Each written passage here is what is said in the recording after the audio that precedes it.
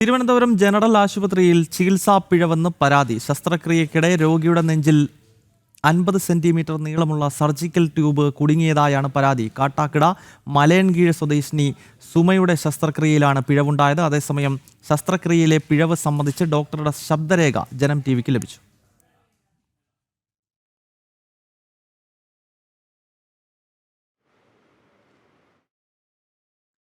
ശ്രീനന്ദ തിരുവനന്തപുരത്ത് നിന്നും ഈ വാർത്തയുടെ വിശദാംശങ്ങൾ നൽകും. ശ്രീനന്ദ, ഇപ്പോൾ വളരെ ഗുരുതരമായ സംഭവമാണ് ഈ ശസ്ത്രക്രിയക്കിടയിൽ രോഗിയുടെ നെഞ്ചിൽ ഇത്തരം ഒരു സംഭവം ഉണ്ടായിരിക്കുന്നത്. ഇതിൽ ഏതെങ്കിലും തരത്തിലുള്ള അന്വേഷണം ആരോഗ്യവകുപ്പിന്റെ ഭാഗത്ത് നിന്ന് ഉണ്ടായിട്ടുണ്ടോ?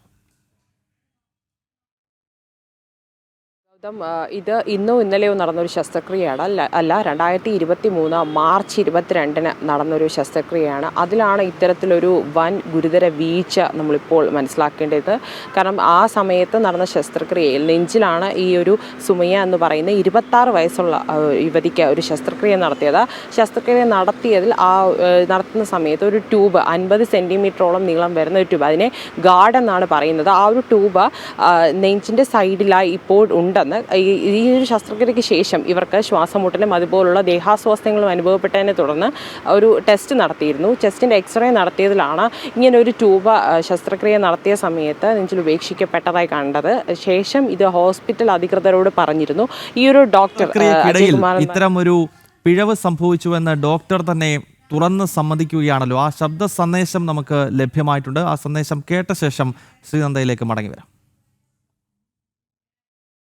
ഇതിനകത്ത് ഒരു എക്സ്റേ ഇപ്പൊ എടുത്തപ്പോ ഒരു ഗൈഡ് വയർ പോലെ സാധനം അകത്ത് കിടപ്പുണ്ട്.